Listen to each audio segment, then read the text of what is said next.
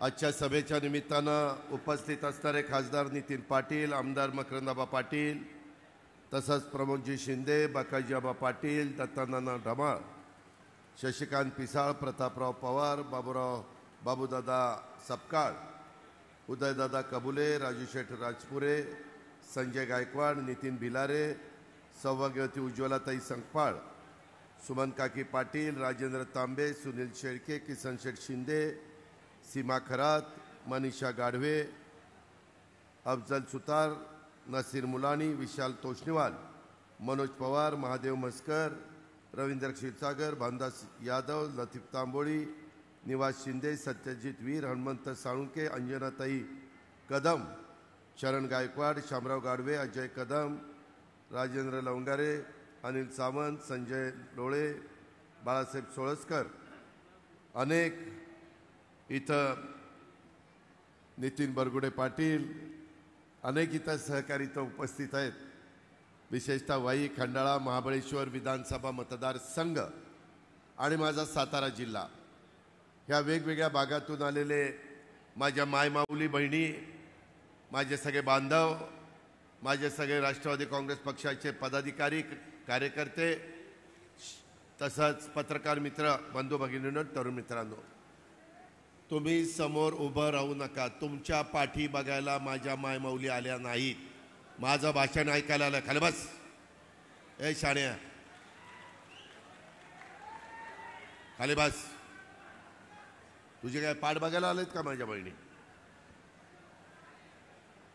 आजच्या सभेच्या निमित्तानं मी वाई, खंडाळा, महाबळेश्वर विधानसभा मतदारसंघात सकाळपासून विविध विकास कामांची भूमिपूजनं, उद्घाटनं अशा पद्धतीचे कार्यक्रम केले. मित्रांनो, लोणंदला 64 कोटी रुपये, खंडाळ्याची 34 कोटी आणि वाईची 62 कोटी या तिन्ही नूतन नळपाणी पुरवठा योजनांची भूमिपूजन आपण केली. खंडाळा येथील कॉन्क्रीटचा रस्ता 20 कोटीचा, सुरूर, वाई, पाचगणी, महाबळेश्वर, प्रतापगड, माझ्या मागे इतके दिवस मकरंदाबा लागले होते, पर्यटक लागलेले होते आणि अनेक सहकारी म्हणायचे की दादा हा रस्ता मोठा झाला पाहिजे, त्याला 300 कोटी रुपयाचं आपण भूमिपूजन, एवढी मोठी रक्कम तिथं खर्च करतोय.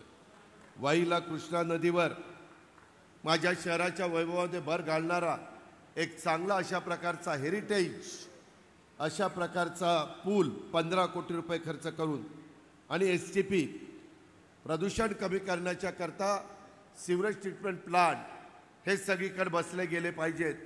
त्याशिवाय तिथं डासांचा प्रादुर्भाव, गलिच्छपणा त्या ठिकाणी कमी होणार नाही, म्हणून ते 24 कोटीच्या कामाचं आपण भूमिपूजन केलेलं आहे.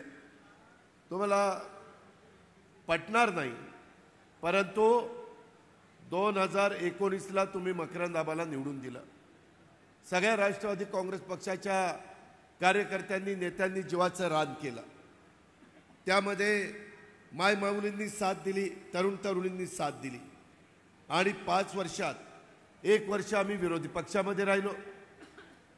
1 वर्ष पूर्णपणे कोरोनामध्ये गेलं.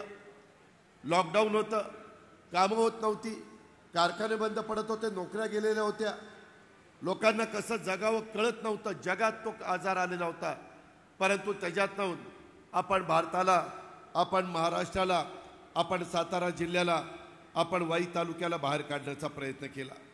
एवढ्यावर आपण थांबलो नाही. 3च वर्ष मला मिळाली. त्या 3 वर्षात ह्या वाई, खंडाळा, महाबळेश्वर मी सर्वांना सांगितलेलं होतं की तुम्ही मकरंदाबाला निवडून द्या. ह्या तिन्ही तालुक्याचा चेहरा मोहरा बदलण्याच्या करता पडेल ती किंमत मोजावी लागली तरी चालेल, पण मी मागे हटणार नाही. 4000 कोटी रुपयाची कामं मी या 3 वर्षामध्ये मंजूर करून दिली. हे 2 वर्ष वाया नसती गेली तर तो आकडा 5000 कोटीला गेला असता. अनेकांनी इथलं प्रतिनिधित्व केलं. प्रत्येकाने आपापल्या परीनं ह्या तालुक्याला, ह्या परिसराला न्याय देण्याचा प्रयत्न केला. मग स्वर्गीय लक्ष्मणराव तात्यांनी खासदारकीच्या रूपाने केलं. आमच्या स्वर्गीय मदनप्पा पिसाळांनी आमदारकीच्या रूपाने या भागाचं प्रतिनिधित्व केलं. त्याच्यानंतर मकरंदाबांनी आपल्या सगळ्यांचं प्रतिनिधित्व केलं. ह्या सगळ्या गोष्टी इथं घडल्या. शेवटी याला एक वेगळं आगळं महत्त्व आहे.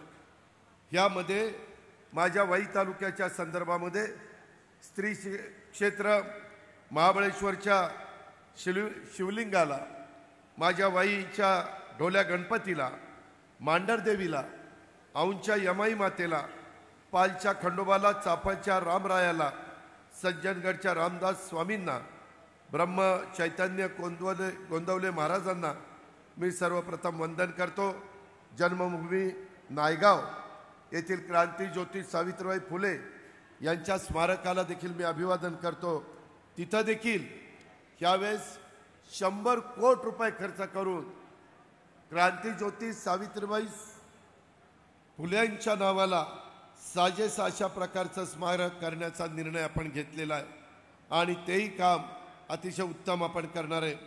आपलं महायुतीचं सरकार, मी सर्व कार्यकर्त्यांना सांगतो, शाहू फुले आंबेडकरांच्या विचारधारेचा आणि त्यांच्या विचाराचा आदर्श मानून आम्ही सगळेजण काम करतोय.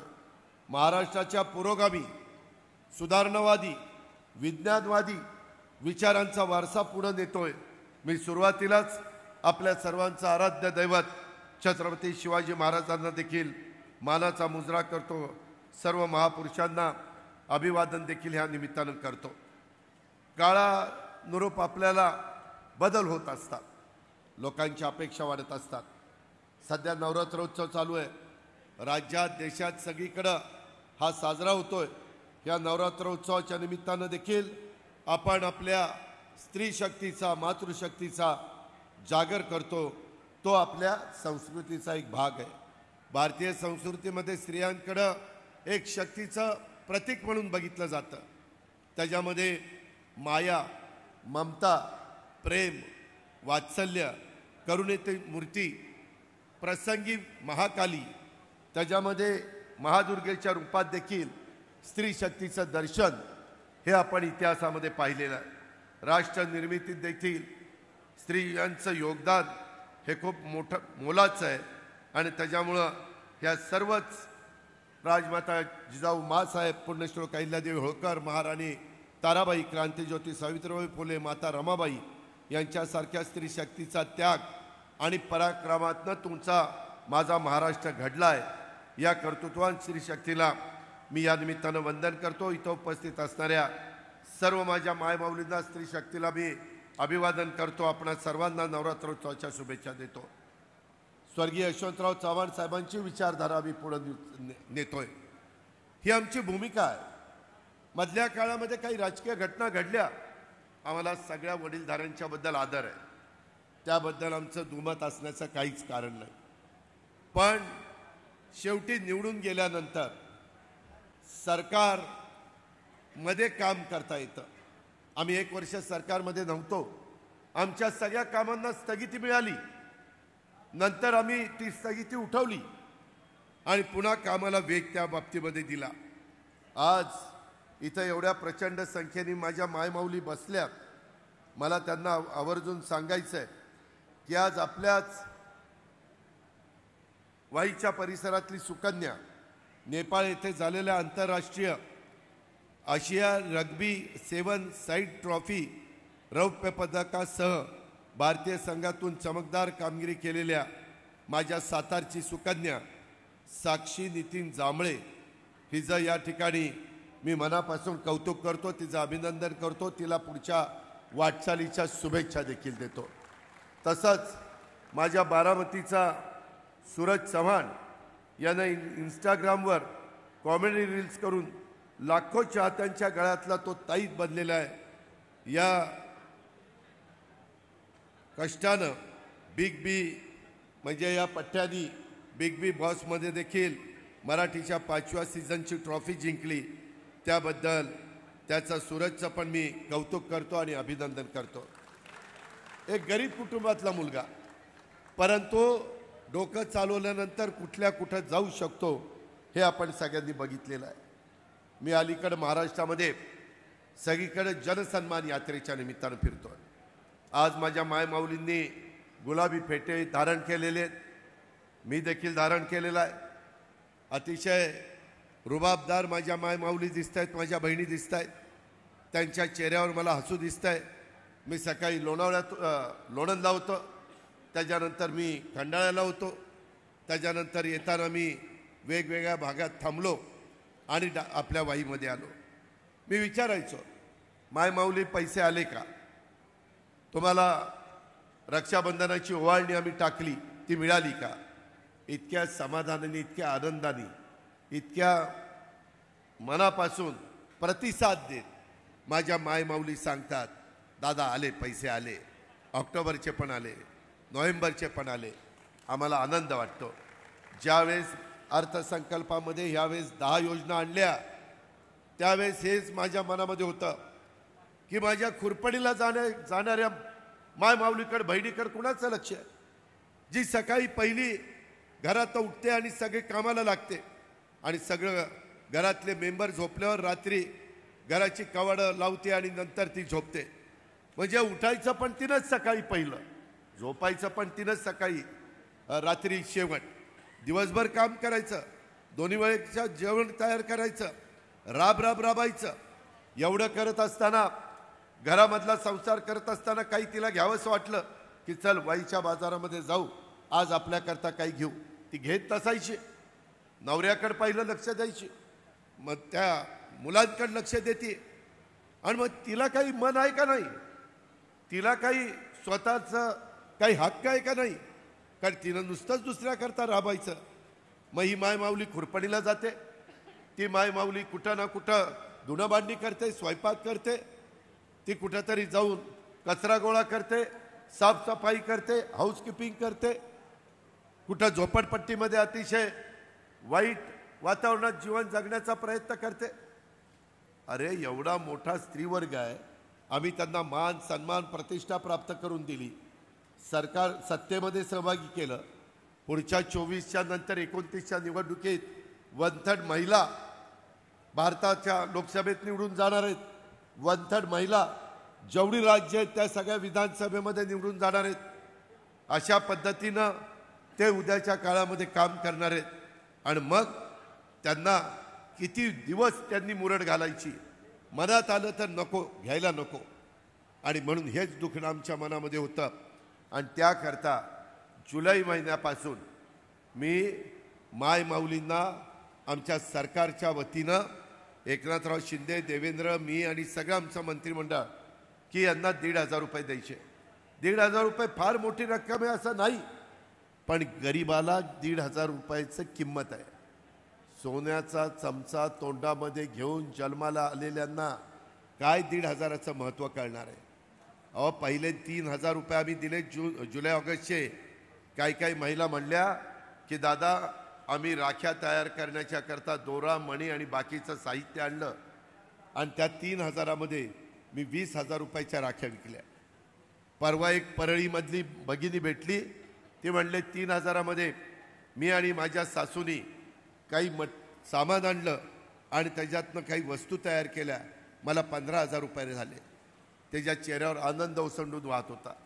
शेवटी काही महिला म्हणतात, दादा मला ब्लड प्रेशर आहे, मला बीपीच्या गोळ्या कुणी देत नव्हतं, मी माझ्या हक्काने गोळ्या घेऊन आले, आता मी त्या गोळ्या घेते.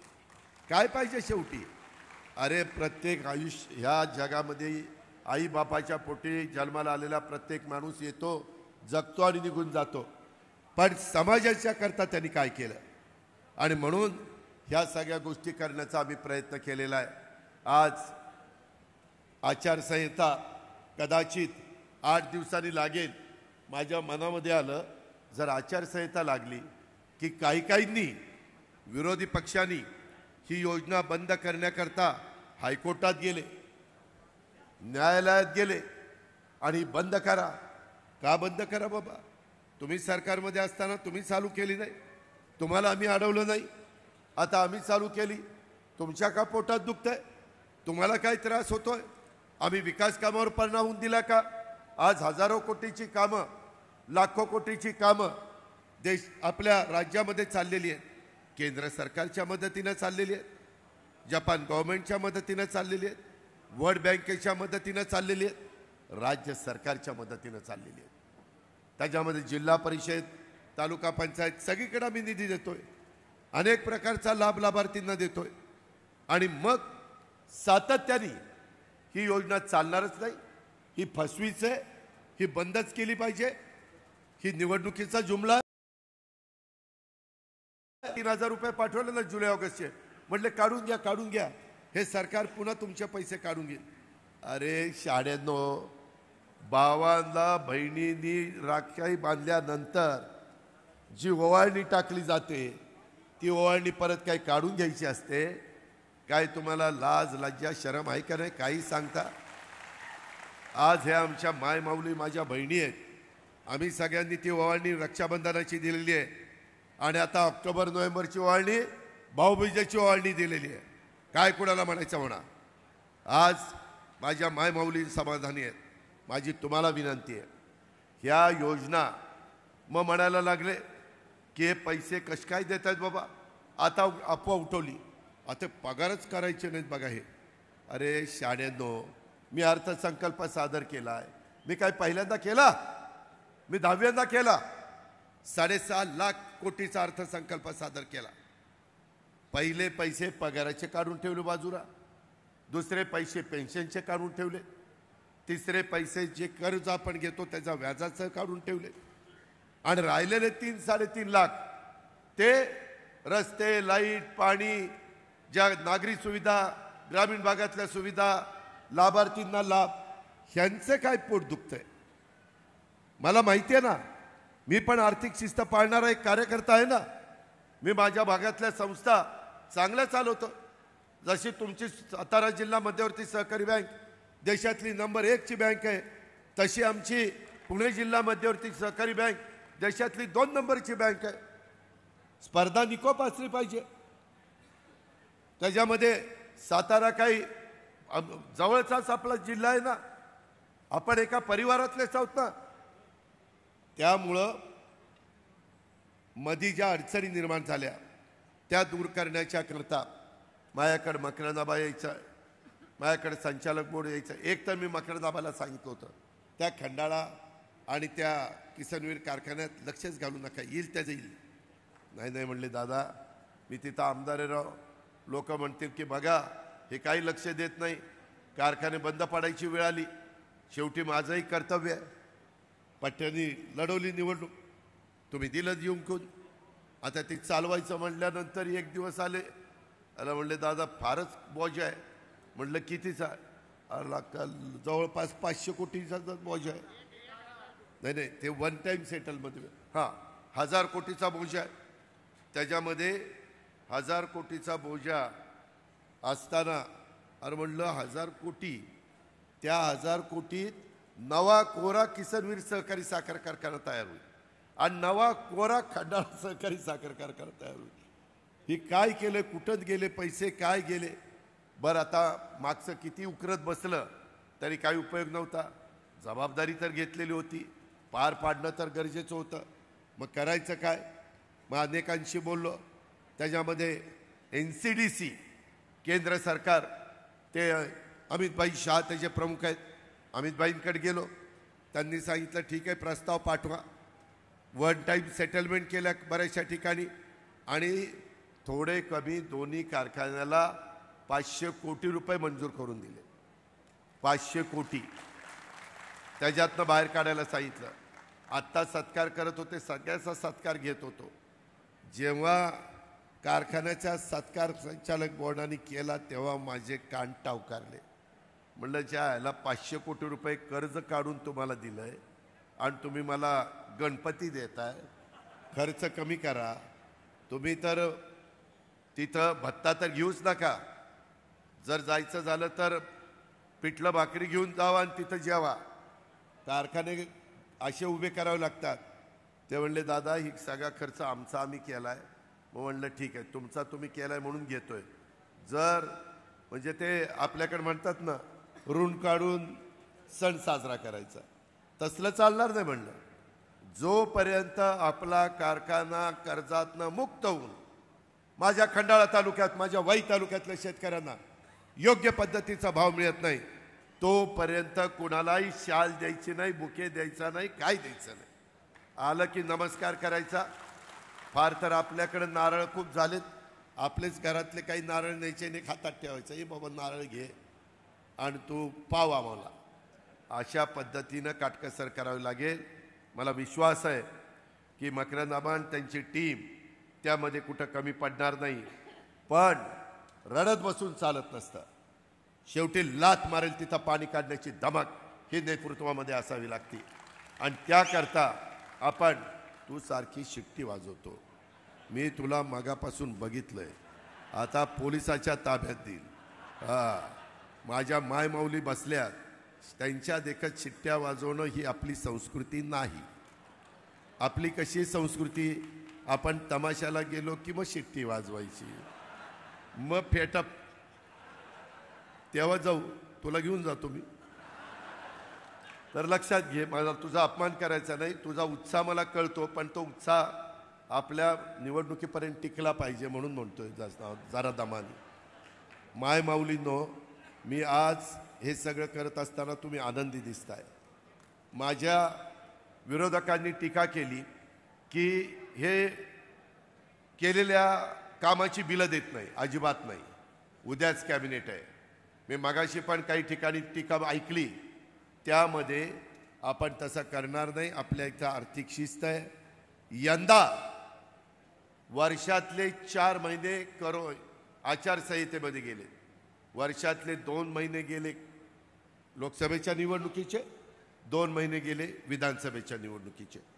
म्हणजे वर्षभरात 8च महिने पैसे खर्च होणार आहे. त्याच्यामुळं 4 महिन्याची बचत होणार आहे. आणि त्या 4 महिन्याची बचतीतनं आपल्याला खूप काही योजना करता येतात. दरवर्षी आपला अर्थसंकल्प नीट ऐका वैकरांनो, 50,000 कोटीनं वाढतो. 10%च वाढ धरली. 6.5 लाख कोटीचा अर्थसंकल्प पुढच्या वेळेस 7 लाख कोटीच्या पुढे जाणार आहे. फक्त व्यवस्थित त्या ठिकाणी जसं तुम्ही तुमचा संसार चालवत असताना बारकावे बघता, तसे बारकावे चांद्यापासून बांध्यापर्यंत राज्य चालवत असताना आम्ही लोकांनी बघवायचे असतात. आणि तेवढी धमक आणि ताकद आमच्यात आहे. आम्ही ते करून दाखवू. आम्ही बोलतो तसं वागतो. मागे देखील या वाईट सभेला आलो होतो, तेव्हा माझ्यावर सातारा जिल्हा नाराज झाला की 99ला राष्ट्रवादीची स्थापना झाल्यापासून 99, 2004, 2009, 2014, 2019 सातत्याने राष्ट्रवादी काँग्रेस पक्षाची खासदारकीची जागा आणि 24ला जागेच्या बद्दल काही वेगळा निर्णय झाला. मी म्हणलं नाराज होऊ नका. मी आत्ता जरी जागा घेतली नाही तर एक खासदारकीची जागा मी घेईन आणि 1 रुपया खर्च न करता, 1 रुपया खर्च नाही, मी तुम्हाला एक खासदार करून देईन. त्या पद्धतीनं या वाईच्या सभेमध्ये सांगितलेलं होतं. सगळ्यांना विचारलं कुणाला खासदार करायचं, सगळ्या साताराकरांनी सांगितलं नितीन काकाला करायचं. केलं की नाही? आम्ही शब्दाचे पक्के आहोत. माय माऊलींनो, मी तुम्हाला सांगतो, ज्या तुमच्याकरता योजना आणल्यात, माझ्या बांधवांच्या करता योजना आणल्यात, ह्यांनी टीका केली माझ्यावर, आमच्या सरकारवर, एकनाथरावांवर, देवेंद्रवर. काय की म्हणले फक्त बहिणीच लाडक्या आणि भाऊ तर काहीच नाही. भाऊ ह्याचे काय दोडके आहेत का काय? म्हटलं भाऊ पण लाडके आहेत, भावांना पण देणार. आणि मित्रांनो, त्यामध्ये आपण सातारची सभा, इथं बरेच जण होते, त्याच्यात सांगितलं होतं 10 दिवसाच्या का 8 दिवसाच्या आत माझ्या 44 लाख शेतकऱ्यांना, जे 3, 5, 7.5च्या मोटारी वापरतात, त्यांना 0चं लाईट बिल देईल. मित्रांनो, 0चं लाईट बिल आलं की नाही? आलंय. आता इथं रवींद्र महांगडे आहेत का? रवींद्रजी इकडे या. रवींद्र नंतर धर्माजी या, नंतर यशवंत या, नंतर बाजीराव या. हे का, हे रवींद्र महांगडे यांचं 7.5 हॉर्सपॉवरचं लाईट बिल, बरोबर ना? हे किती होतं? इकडे या. 5,416. महाराष्ट्र सरकारने किती भरले? 5,416. किती आहे ग्राहकांनी भरायची रक्कम? किती आहे? 0 जोरात 0 आहे. 0 आहे. हे बिल हे जरा चांगली शेतीवाडी करा. आता हे आमचे कोण आहेत? धर्माजी नारायण शिर्के यांचं लाईटचं बिल आहे 3 हॉर्सपॉवरचं 1780. सरकारने भरले 1780. तुम्ही किती भरायचे? 0. हो का. त्याच्यानंतर यशवंतराव पिसाळ, तुमचं लाईटचं बिल आहे 5 हॉर्सपॉवरचं. 5 आहे बरोबर ना. त्याच्यामध्ये तालुका वाई हे काय सगळं गट नंबर 805 सगळे आहे. 3870 रुपये बिल होतं. आम्ही भरलं 3870. ग्राहकांनी भरायचं 0. बरा. आता बाजीराव पिसाळ, तुमचं 5 हॉर्सपॉवरचं बिल होतं 3870. सरकारने भरले 3870. ग्राहकांनी भरवायची रक्कम जोरात सांग ना जरा. 0. हा, आभारी आहो दादा. नुसता आभारी नाही, हे पुढे चालू ठेवायचं असेल तर घड्याला बटन दाबायचं आहे. माझ्या मायमाऊलींनो, जर उद्याच्याला वर्ष पुढं 5 वर्ष तुमची योजना चालू करायची असेल, ठेवायची असेल, तर जिथं राष्ट्रवादीचा उमेदवार असेल तिथं राष्ट्रवादीच्या घड्याच्या शेजारचं बटन दाबा. जिथं धनुष्यबाणाचा उमेदवार उभा असेल तिथं धनुष्यबाण दाबा. जिथं कमळाचा उमेदवार उभा असेल तिथं कमळ दाबा. हे आमच्या महायुतीच्या 3 खूण आहे. आम्ही शब्दाच्या पक्क्यात, हा अजितदादाचा वादा आहे. मी तुम्हाला सांगतो, तुम्ही पुन्हा आमचं सरकार आला, मकरंद आबाला निवडून द्या, बाकीचे माझे सहकारी निवडून द्या. पुढं 5 वर्ष या योजना चालू. तुम्हालाही 5 वर्ष वीज माफी आकडा टाकायलाच जायचं नाही. लाईनमधला फक्त म्हणायचं वीज कनेक्शन जोड, एवढंच नाही. त्याच्यामध्ये आपल्या इथं दुधाचा धंदा तसा माझ्या सातारामध्ये कमी आहे. कोल्हापूरला जास्त आहे, सांगली आणि साताराला कमी आहे. माझ्या पुण्यात जास्त आहे, सोलापूरला जास्त आहे, नगरला जास्त आहे आपल्याकडं, पण तुलनेने कमी आहे. त्याच्यामध्ये शेतकरी म्हणायचे दादा दुधाचे दर झालेत कमी. आम्ही सप्टेंबरपर्यंत माझ्या शेतकऱ्याच्या गाईच्या दुधाला इन्सेंटिव्ह, तुम्ही दूध तयार करून डेअरीला विकताय म्हणून लिटरला 5 रुपये अनुदान दिलं. आता कालच्या 1 ऑक्टोबरपासून ते 5चं अनुदान 7 केलं. नाही माझ्या बांधवाला मदत झाली. 28 रुपये दुधाचा दर, 7 रुपये सरकारचे, 35 रुपये मिळतात ना आता लिटरला. पण गाईच्या दुधाला आहे, म्हशीच्या नाही, कारण म्हशीचं दूध विकलं जात आहे. फक्त गाईच्या दुधाला. ही गोष्ट लक्षात घ्या. म्हणजे भावंडांच्या करता ही पण योजना आपण त्या ठिकाणी आणली. हे पण आपल्याला नाकारता येणार नाही, विसरता येणार नाही. अशा पद्धतीनं माझी विनंती आहे. मित्रांनो, पर्यटनाचा जिल्हा, पर्यटनाचे तालुके म्हणून माझ्या महाबळेश्वरकडे बघितलं जातं. माझा पाचगणी असेल, महाबळेश्वर असेल, तापोळा असेल, आमचं त्या ठिकाणी क्षेत्र महाबळेश्वर असेल. क्षेत्र महाबळेश्वरमध्ये किती नद्या उगम पावतात? 5. मी अनेकदा जातो, मला मकरंदाबा म्हणले दादा 5 नद्या, एवढ्या महत्त्वाच्या नद्या तिथं उगम पाडतात. हजारो भाविक येतात, तिथं सोय चांगली करा. मकरंदाबाला म्हणलं तूच प्लॅन कर, आणि त्यांनी चांगला आर्किटेक्ट लावला, उत्तम प्लॅन केला. मी 2दा-3दा बघितला. मी नंतर मुख्यमंत्र्यांनी बघायला लावला. आता 197 कोटीचा आराखडा क्षेत्र महाबळेश्वरचा तयार करा केलाय. झाल्यावर बघा, एकदम पर्यटक वाढतील, भाविक वाढतील, एकदम चित्र बदलून जाईल. महाबळेश्वर पाचगणीला पण तसंच. आपल्याला खूप काही करायचं आहे. शेतकऱ्यांना जशी मदत करतोय, मधी शेतकरी लोकसभेला नाराज होते, म्हणले कांदा निर्यात बंदी कशाला केली. आम्ही मोदी साहेबांना, अमित भाईंना सांगितलं की ती कांदा निर्यात बंदी उठवा. उठवली, कांद्याचे भाव वाढले, त्याचा फायदा झाला. आम्ही सांगितलं आमच्या सोयाबीनला पण भाव आला पाहिजे. आता तेलाचे भाव थोडेसे वाढत आहेत. काय होतंय माझ्या शेतकऱ्यांनो, माझ्या बांधवांनो, आम्हाला ग्राहकाचाही विचार करावा लागतो आणि उत्पादकाचाही विचार करावा लागतो. शेतकरी आणि ग्राहक दुधाच्याही बाबतीमध्ये आम्ही काय इन्सेंटिव्ह देतोय? शासनाच्या तिजोरीतनं पैसे देतोय, पण माझ्या ग्राहकाला रिजनेबल दरात दूध मिळालं पाहिजे आणि माझ्या शेतकऱ्याला पण परवडलं पाहिजे. हा आमचा त्याच्यातनं दृष्टिकोन आहे. एवढ्यावर नाही, कापसाच्या बद्दल पण आता खरेदी केंद्र सुरू करतोय, सोयाबीनच्या बद्दल सुरू करतोय. ह्या सगळ्यांना माहिती आहे. 5 वर्ष वेळेला FRP वाढली. पण MSP वाढली नाही. आम्ही अमितभाईंना सांगितलं तुम्ही त्या खात्याचे मंत्री आहात, MSP वाढवा, त्याच्याशिवाय माझ्या शेतकऱ्याला जास्तीचा दर देता येत नाही. आम्हाला 3,000च्या पुढे दर द्यायचा आहे, 3,500 रुपये दर द्यायचा आहे, पण MSP वाढली पाहिजे. मित्रांनो, बांधवांनो, मी माझ्या 2 सहकारी साखर कारखाने माझ्या ताब्यात आहेत, माझ्या तालुक्यातले माळेगाव सहकारी आणि माझा सोमेश्वर सहकारी. तुमच्या खंडाळ्याचा काही ऊस सोमेश्वरला जातो, इथंही काही शेतकरी असतील. भाव काढला 3,571 रुपये सोमेश्वरचा आणि माळेगावचा काढला 3,636 रुपये. महाराष्ट्रात कुठे एवढा भाव नाही आहे. आम्ही दिला. जर जिद्द असेल, चिकाटी असेल, हिम्मत असेल आणि कारखाना कर्जमुक्त असेल तर भाव देता येतो. तुमचे कारखाने उद्याच्याला ज्यावेळेस कर्जमुक्त होतील त्यावेळेस तसं होऊ शकतं. परंतु पहिल्यांनी बरीच घाण केली, तीच काढता काढता नाके नऊ आलंय. पण काढल्याशिवाय तर गत्यंतर नाही, बंद करून पण चालणार नाही. ते तुमचं वैभव आहे, ती तुमची आर्थिक सुबत्ता आहे. हा प्रयत्न आमचा चाललेला आहे. ही गोष्ट देखील तुम्ही सगळ्या माझ्या सहकारी मित्रांनी या निमित्तानं लक्षात घ्या.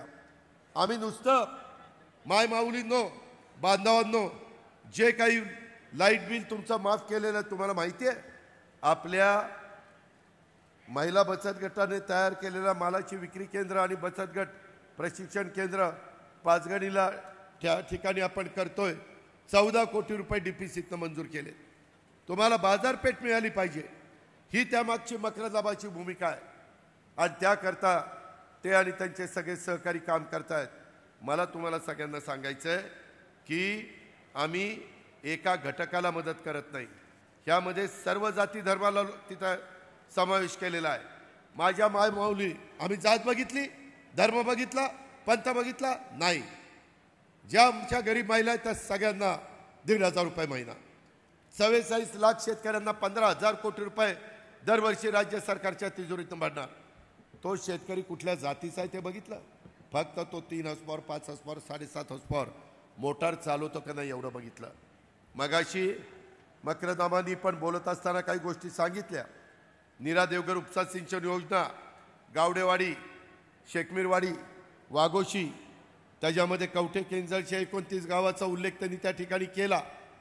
त्यामध्ये आम्ही आता नवीन धोरण, कालच मी विमानाने माझा संभाजीनगरचा कार्यक्रम करून मुंबईला येत होतो, त्यावेळेस मी आबा शुक्ला ऊर्जाच्या सचिव आहेत आणि लोकेश चंद्रा महावितरणचे CMD आहेत, त्यांना मी सांगत होतो की आपल्याला टप्प्याटप्प्यामध्ये टेंबू, ताकारी, म्हैसाळ, GA काटापूर, उरमोडी, जनाई, सिरसाई, पुरंदर, विष्णुपुरी ह्या सगळ्या उपसा सिंचन योजना, कवठे केंजळ, वसना, वांगणा किंवा आत्ता तुम्ही मी सांगितलं ते गावडेवाडी, शेखमीरवाडी, वाघोशी, ह्या आपल्याला सोलरवर करायच्या.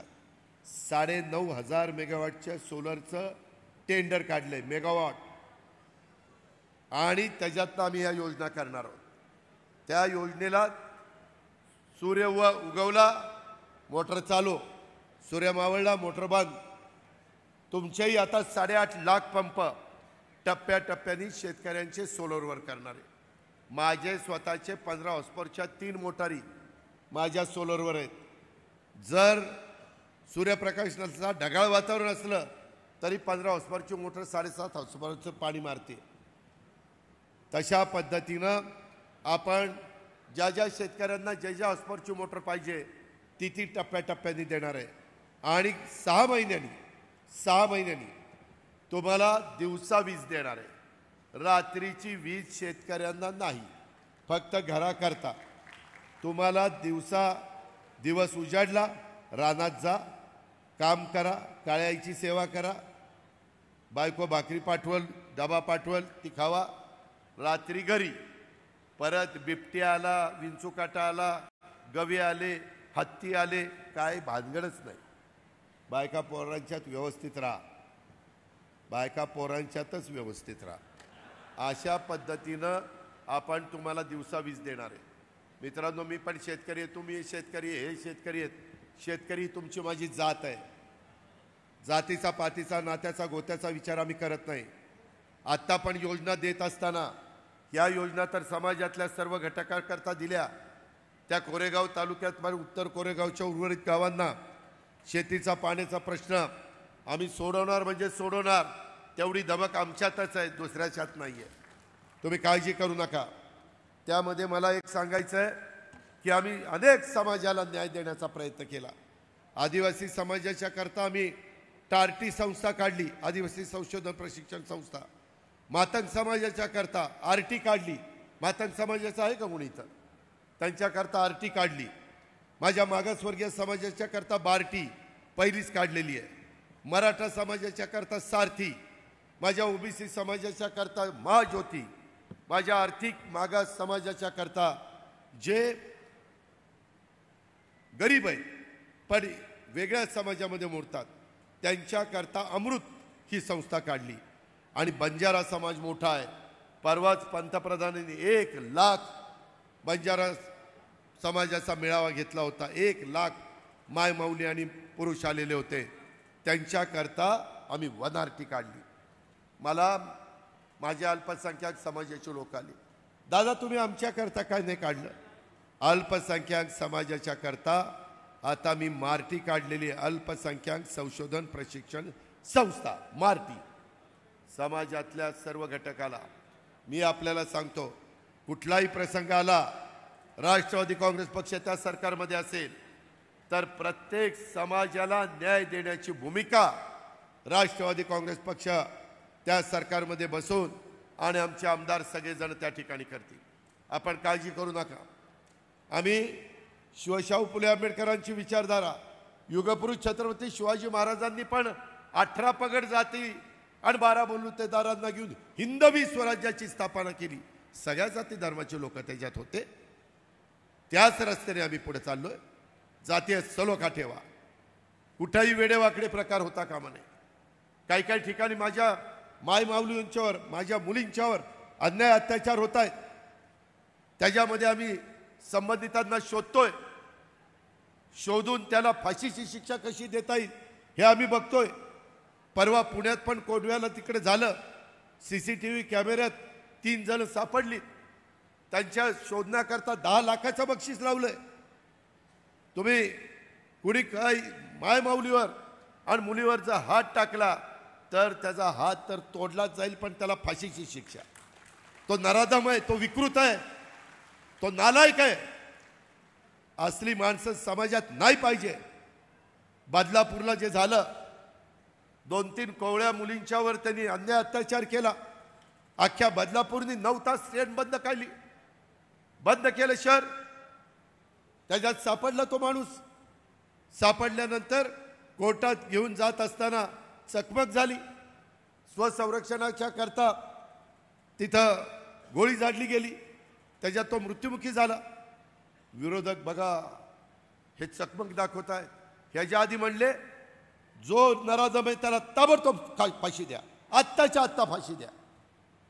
आणि नंतर त्या चकमकीत तो गेला तर म्हणले बघा माणसं मारायला लागली ती लोक। अरे गांडुळांची अवलाद तुमची, इकडं चाललंय का तिकडं चाललंय बघवत नाही आणि तुम्ही आम्हाला शिकवता। तुम्ही प्रत्येक मेलेल्या मैताच्या टाळूवरचं लोणी खाण्याचा प्रयत्न करताय। ही तुमची पद्धत सतत बघतायत, कुठं काहीतरी मिळतंय का? अरे दिलदारपणे लढा ना। शेवटी जनता ठरवेल, माझ्या माय माऊली ठरवतील, माझे बांधव ठरवतील कुणाचं बटन दाबायचं ते। पण ही का रडीचा डाव? कारण नसताना सांगायचं आता सरकार एकदम कर्जबाजारी झालेलं आहे, आता पगारच होणार नाहीत। अरे कोणी सांगितलं? मी अर्थमंत्री म्हणून सांगतोय, महाराष्ट्राला सांगतोय प्रत्येकाचे पगार होतील। काय आम्ही काय तिथं गोट्या खेळायला गेलोय? कशाही पद्धतीनं बोलता, काही करता।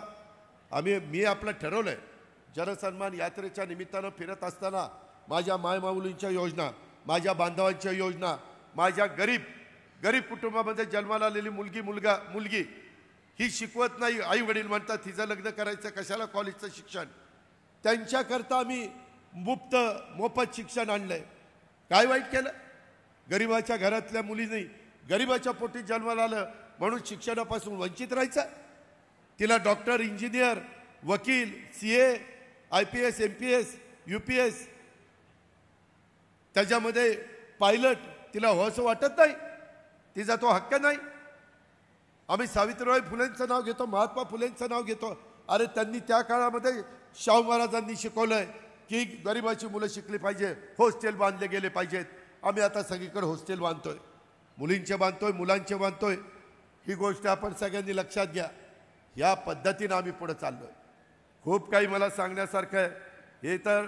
हे सांगितलं. गुरव समाजाच्या करता संत काशीबा गुरव युवा आर्थिक विकास महामंडळ स्थापन केलं. वीरशैव लिंगायत समाज, जगज्योती महात्मा बसवेश्वर आर्थिक मंडळ, वडार समाज, पैलवान कैलासवासी मारुती चव्हाण वडार आर्थिक मंडळ, सुतार समाज, संत भोजलिंग काका सुतार समाज आर्थिक मंडळ, रामोशी समाज, राजे उमाजी नाईक आर्थिक मंडळ, ब्राह्मण समाज, परशुराम आर्थिक विकास मंडळ, सोनार समाज, संत नरहरी महाराज आर्थिक मंडळ, राजपूत समाज, वीर शिरोमणी महाराणा प्रताप आर्थिक विकास महामंडळ, आर्यवैश्य समाज, श्री वासवी कन्यका आर्थिक विकास महामंडळ, नाभिक समाज, संत सेनाजी महाराज केशशिल्पी महामंडळ, बारी समाज, संत श्री रूपलाल महाराज आर्थिक विकास महामंडळ, तेली समाज, श्री संत जगनाणे महाराज महामंडळ, विणकर समाज आर्थिक विकास महामंडळ, जैन समाज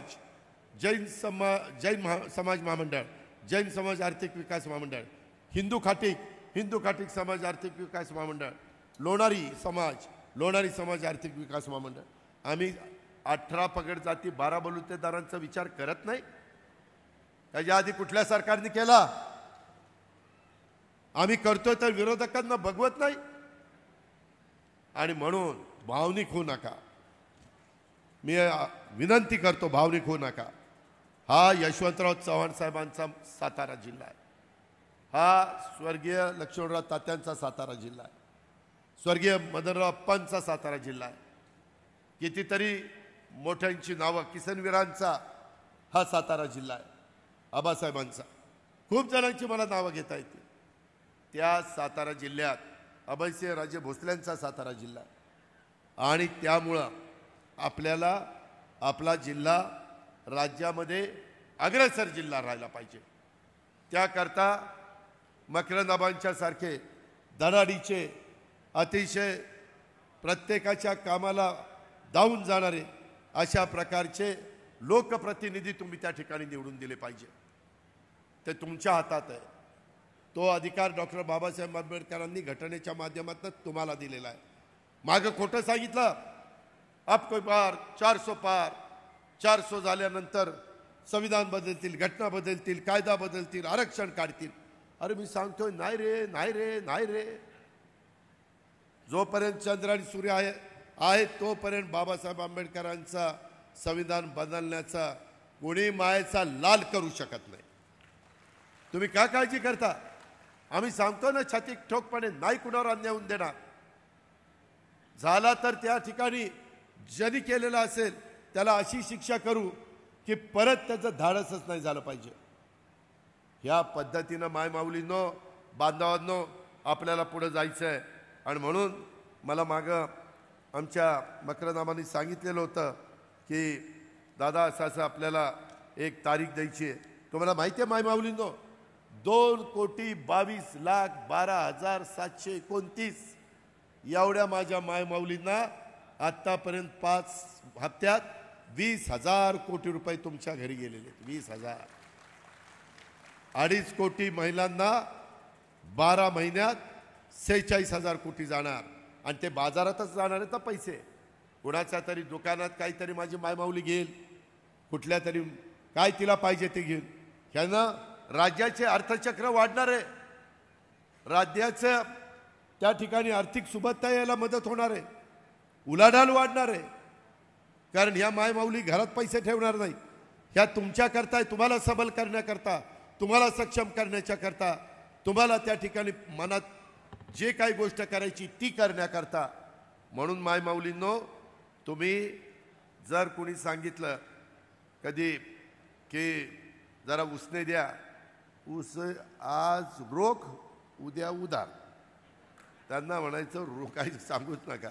हे माझे पैसे माझ्या अकाउंटला पाठवलेत, माझ्या भावाने पाठवलेले, तू लुडबुड करू नको, माझ्या मनात येईल ते मी करणार. मला वाटलं की घराकरता खर्च करायचं मी करणार.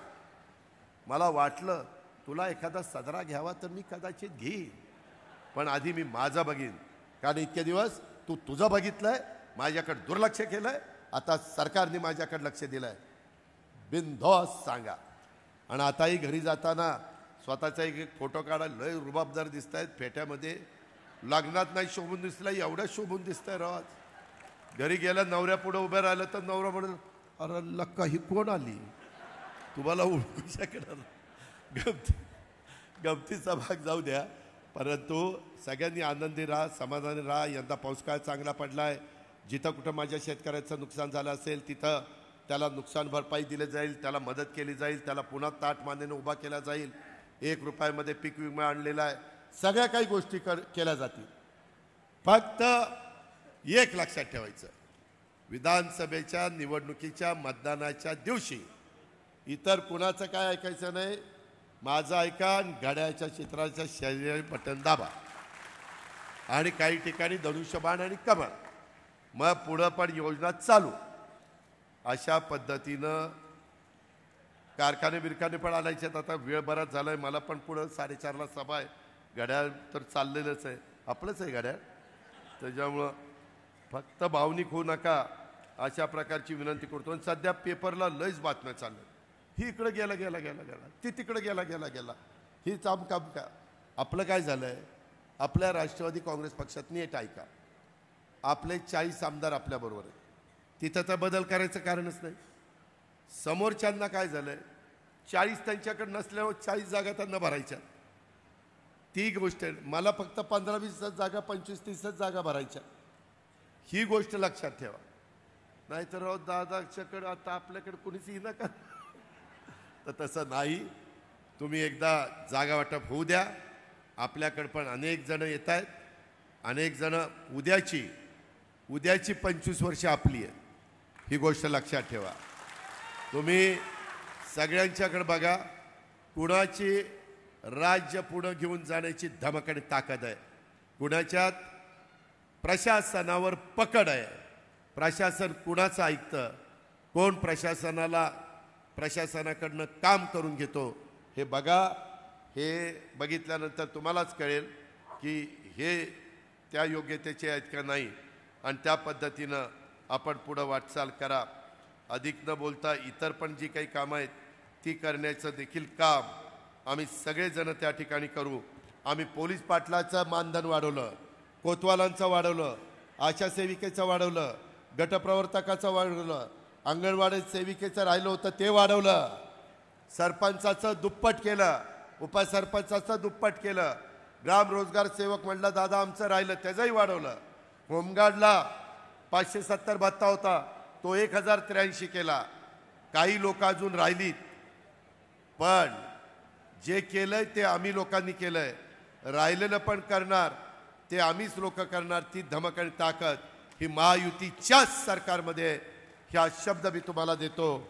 आणि प्रचंड संख्येने माझ्या माऊली आल्या, बांधव आले, सगळ्यांना नमस्कार करतो. आता फॉर्म भरल्यावर एक सभा घ्यायला येईल, तोपर्यंत आपली शिट्ट्या न मारता आपली गावं त्या ठिकाणी सांभाळायची.